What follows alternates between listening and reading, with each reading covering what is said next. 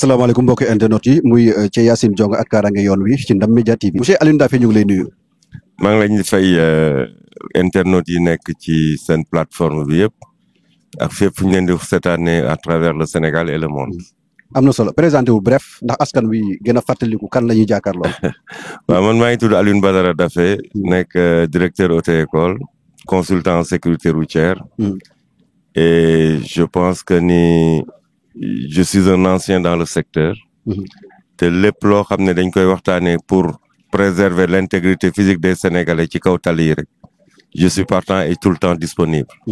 am na solo gouvernement gi fi nekk def démb 1 an sur la tête de l'État lan la auto-école mun cee profiter ci ay résultats. waaw déjà bi ñu jógee ci états généraux yi. et je prends du plaisir à me le répéter. de toutes les années yi ma def ci secteur bi c'était la première fois. ñu def un séminaire de préparation def des états généraux. résolution yi ci génn on attend le décret présidentiel. donc je pense que avec ces nouvelles autorités auto-école yi mën nañu yaakaar que des perspectives sont déjà en place pour génnee ñu ci guute gi ñu ne. maanaam ci accompagnement ak ci encadrement. et ça on l'a défendu durant les états généraux donc am nañ yaakaar ne ils vont faire quelque chose pour la sécurité routière. yan jéego lañ defagum. waaw xam nga comme li ñu wax nag le temps de l'administration n'est pas le temps du privé. bi ñu joxee suñuy comment dire suñuy point de vue ci états généraux yi jël nañu notes yi ci war comme li ñu naan rek ñu ngi koy togg nag. ñi ngi xaar rek ñu woo ñu parce que temps yëpp bureau bi fi nekk ñi ngi dem ci ay réunion ñi ngi dem ci ay prise de contact ce qui veut dire que y a vraiment des maanaam am na ay espoir yoo xam ne mën nañ cee jàpp ba xam ne yàlla dinañu suturaal li ñu yaakaaroon ci ñoom bi ñuy doog a fallu ci états généraux yi bañ ca génnee am nañ yaakaar ne dina kii réduire nekk en acte quoi.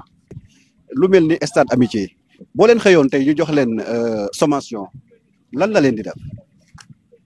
mais loolu kañ mooy dañuy tumranke rek parce que l'État n'a rien prévu. J'ai toujours dit que daf dul yoon 3e millénaire Sénégal ratifié convention yi bokk ci sécurité routière yëpp te amuloo sax faut passer examen permis de conduire te bu ñu perdre de vue que permis de conduire li muy générer ci xaalis à travers les taxes da ngay xool candidat yi passé ci Sénégal yëpp kenn mënu cee passé te amuloo une quittance fiscale de 10 000 francs bu accompagner sa dossier de candidature te bu ñu demee ba 2025 Sénégal amul espace boo xam ne dañ fay passer permis avec toutes les commodités am fa tous les parcours parce que je l'ai dit au ministre ci états généraux yi les gens s'offusquent que woy permis de conduire demi-tour la wala ci région yi wala créneau à Dakar c'est normal il y a pas d'espace il y a pas assez de personnel tey am na ay examinateurs yu fi nekk yàgg nañ fi trop te ba léegi assermenté guñ leen c'est ça le problème. lan moo waral ba léegi assermenté guñ. non parce que dafa am laxisme au niveau de la gestion du permis de conduire tey ku nekk ci benn métier pendant tout ce temps. jot na kat ñu la voilà tollu nga fii léegi mais mënuñoo continuer à ce rythme y a pas assez d'examinateurs on n'a pas de terrain d'exercice amuñu terrain bu ñuy passer examen c'est normal que zone bu ci nekk ak réalité fii on va se contenter du créneau dans les régions on va se contenter du demi-tour ba jour bu ñu décider nag monter benn piste boo xam ne y aura toutes les manœuvres candidats yi am une formation adéquate boo xam ne dina permettre sénégalais yi ak auto-école yi bu ñu amee réero boobu jeex ñu xam ne la formation elle est là les formateurs sont là mais adéquation pour formation bi jaar yoon mooy problème. mais espace bi mën na doon un problème yan jéego ngeen ci defagum ngeen. mais xam nga ñun mënuñ ci def benn jéego li ñu mën rek mooy entretenir espace bi. mais mën ngeen approcher autorité bi ngeen ko fàttali. mais bien sûr on a discuté avec le directeur du stade moo ñu may sax latitude bi ñu fiy liggéeyee.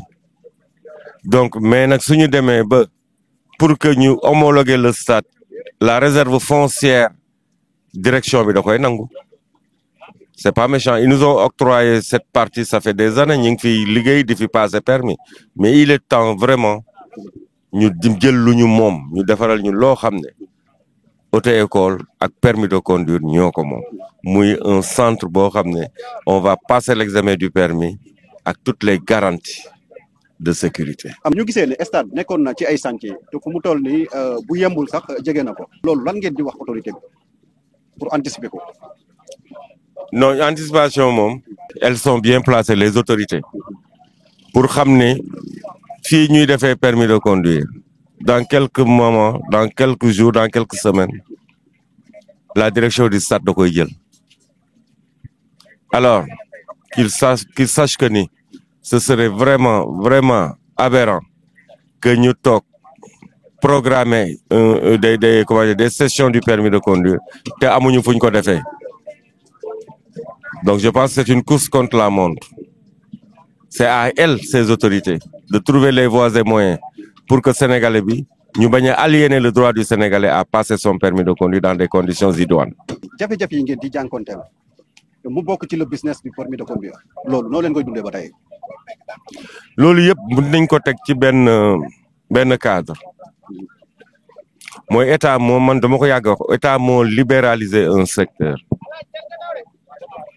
Je pense que c'est vers les années 96 nga libéraliser un secteur boo xam ne prévoiroo ci benn garde-fou un secteur aussi névralgique que le permis de conduire ñu bàyyi ko ba mu nekk pëccëxoo fu waay jógee autoproclamé wu auto-école fu waay jógee autoproclamé wu pourvoyeur de permis de conduire nga may ma sax benn kii bu daw parenthèse xoolal tey ci Facebook am na ay pseudo auto-école yuy def ay pub bugguma jaar seen tur et pourtant toutes ces autorités ñi ngi seetaan Facebook ils sont connectés mais ces auto-écoles ñooñu di wax femmes yooyu di def cette publicité c'est pas des auto-écoles c'est pas des auto-écoles. lu ñu doon kon. Non, c'est des trafiquants du permis de conduire. Munoo autoproclamer auto-école alors que tu n'as pas de codification. Il n'y a aucune carte professionnelle bu ubbi sa auto-école. Bokkuloo ci banque de données des auto-écoles du Sénégal nga am fitu def live ne auto-école nga. mais trafiquant de permis de conduire autorité bi gis ko di ko seetaan aussi loolu.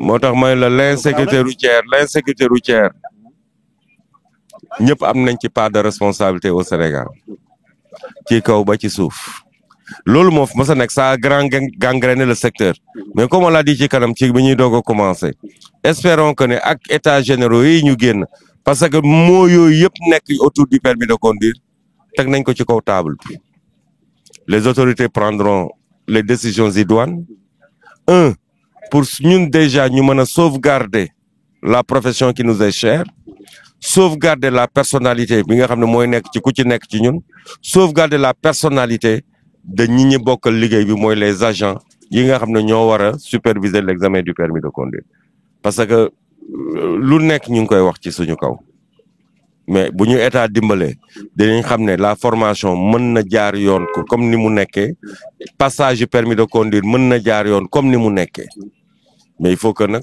mu am lu état bi def. am na solo. Il faut ñu traquer ñooñu ñëpp toutes ces dames et messieurs qui s'autoproclament pourvoyeurs de permis de conduire école de formation ñu wax ban agrément la ñu am pour exercer ce métier d'enseignant de la conduite automobile parce que je pense que c'est une carte professionnelle délivrée par l'État du Sénégal ànd ak agrément pour nit mën a ubbi auto-école. circulation mënuñoo wax circulation te basé wuñu ci auto-école. waaw xam nga wax naa ko tout à l'heure nee na processus su examen permis de conduire bu ñu jógee ci théorie ba ñëw ci pratique dafa graduel ci formation bi dafa am lu ñu tuddee la phase initiation maanaam nit ki ñëw nga fexe mu xam oto bi xam pédale yi ci oto bi bu ci nekk nan la tudd nan lañ koy utiliser kañ lañ koy utiliser ak lu tax ñu koy utiliser li ñu naan les éléments constitutifs volant bi pédale yi levier de vitesse frein à main clignotant tableau de bord yooyu yëpp dafa nekk dans la phase li ñu naan initiation su élève bi franchiré cap boobu ñu ne ci phase u déplacement lan mooy déplacement mooy marche lente mu xam nan la ñuy téye embrayage lan mooy débrayer lan mooy patiner lan mooy embrayer te loolu yëpp dañ ko def ci benn espace bu dégagé pour permettre candidat bi di am ay évolution par rapport ak les différents éléments yi muy utiliser su ci amee yenn maîtrise yi nag ñu doog ko initier à la circulation mooy lan mooy nga dugal ko ci benn espace boo xam ne da koy bokk ak ay nit mu mën a xam lan mooy progression lan mooy trajectoire lan mooy projection bu ko mënee def rapport de vitesse nga wax ko vitesse bu ci nekk lan mooy rôle am première lan mooy rôle am deuxième troisième quatrième mu xam rétrogradé lan lay def qu'est-ce que c'est que le frein moteur ba mu imprégné wu ci cas de circulation yi nga doog a nag préparer ko aux manœuvres parce que une manœuvre ne fait pas un conducteur il y a une panoplie de manœuvres donc loolu yëpp la élève bi di engendrer maanaam panacée boobu mooy tax ñu ne voilà cette personne est capable maintenant d'aller passer son examen du permis de conduire mais loolu ma la wax yëpp tey auto-école yi buñ ko bëggee def amuñu sax espace buñ ko defee suñ ko defee candidat ba la muy ñëw di ko passer examen benn manœuvre lay doon mais comme je le dis on ne forme pas un candidat pour le permis de conduire on forme un futur conducteur kon circulation dafa bokk ci examen ou permis de conduire mais tey boo jëlee fii xoolal depuis ce matin on est à l'examen nombre de candidats yi bari na pour nag li may proposer man sama xalaat bu gàtt li ñu war a njëkk a def mooy réduire le nombre de candidats au niveau des auto-écoles ñu wàññi candidats yi ci auto-écoles yi imposer ce qu'on appelle le quantum et le ratio c'est pas normal on ne peut pas former je le dis encore auto-école mënul former 50 candidats ci 15 jours mënul nekk moi je suis pour la limitation du nombre de candidats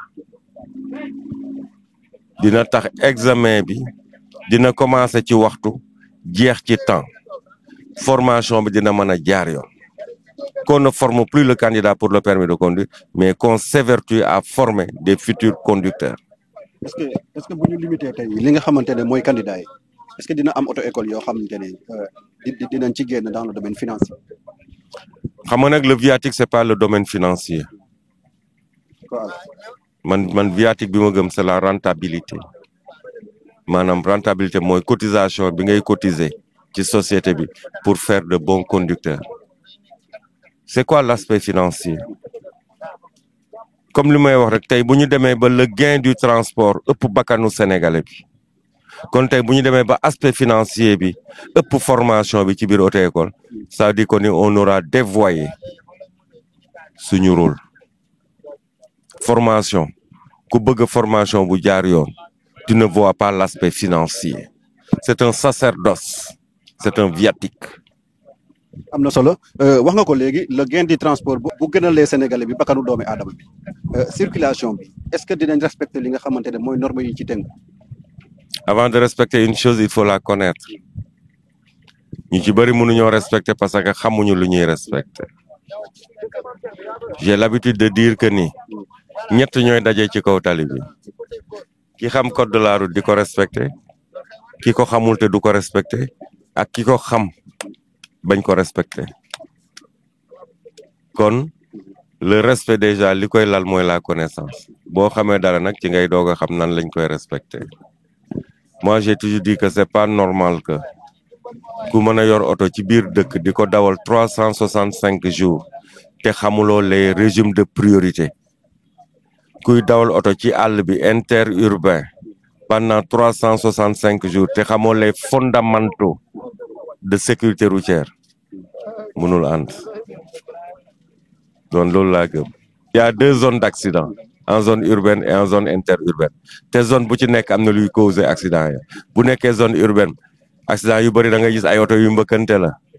Pourquoi? Parce que xamuñu régime de priorité yi ñaata régime de priorité moo am boo jëlee ci àll bi les fondamentaux de la sécurité routière bu ko transport yi amoon amaana yu bëri dinañ ko mën a éviter ci ay accident. C'est la sempiternelle rhétorique. boo leen bëggee jéey yi wàññeeku ci tali bi yan taxawaay ngeen war a mën a am yéen ñi jiite auto école yi. Non, c'est la responsabilité de tous. C'est pas uniquement auto-école. C'est toute une chaîne de responsabilité. Mais c'est toute une chaîne de responsabilité mais yéen d'abord yéen ñi nga xamante ne. ñoo yor formation. yéen a yor formation yi ñu bëri ci yéen la ñuy ñëw war ngeen a mën a am taxawaay boo xam ne bu strict la bu wàññi seen. suñu responsabilité. Je suis d'accord sur le principe mais gis nga tey ñiy jaar auto-école dama koy soutenir nag jusqu'à la fin de mes jours. C'est très rare ñu impliqué wu dans des cas d'accident mortel ñu nekk cause bi c'est très rare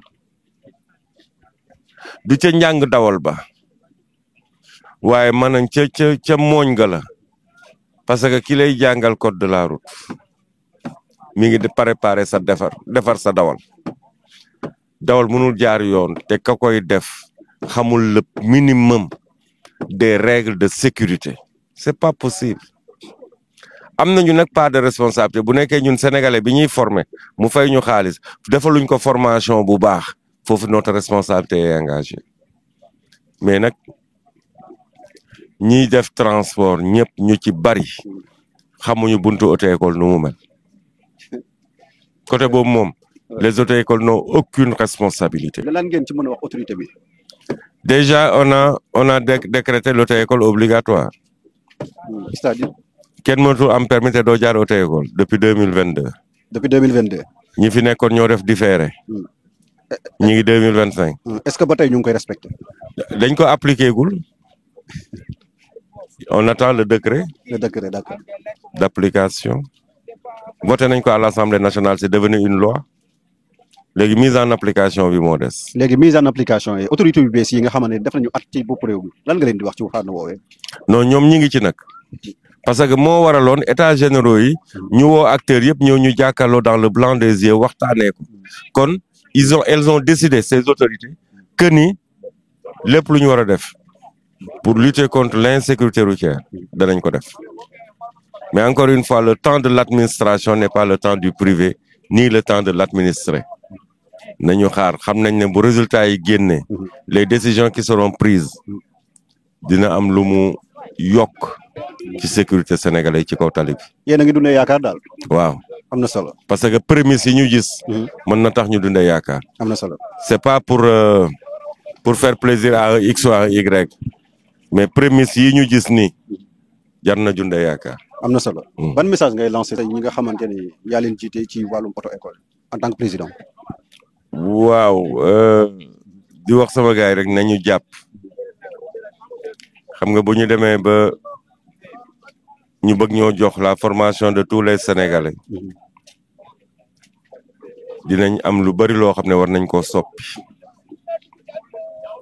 nañu gën a dëgëral njàngale mi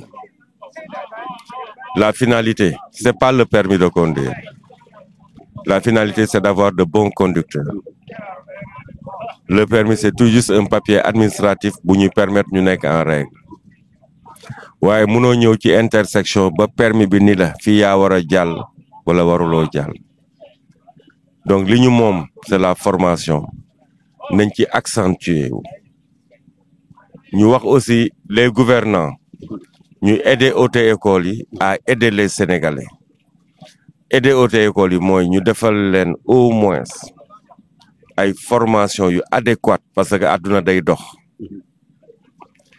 dimbali leen ci ay subvention exonération ba nga xam ni je le dis tout le temps expertise bi ñuy jàngale fii amul sax France xam nañ ci dara nag waaye moyens yi tubaab yi am ñun amuñu ko mais buñ ko amoon dinañ étaler toute l'expertise des formateurs sénégalais maa ngi leen di dénkuwaat ni leen dara xëyul sotti waaye nag nañu focaliser wu ci formation bi car c'est la base de tout. am na solo ñu ngi lay gërëm. man maa leen di gërëm. ñu ngi lay gërëm di la sant surtout bu yow baax personnellement parce que sa Pastef yëpp ci kaaraange la. te foog naa ne dëkk bu amee kaaraange ci la nit di mën a dox soxlaam.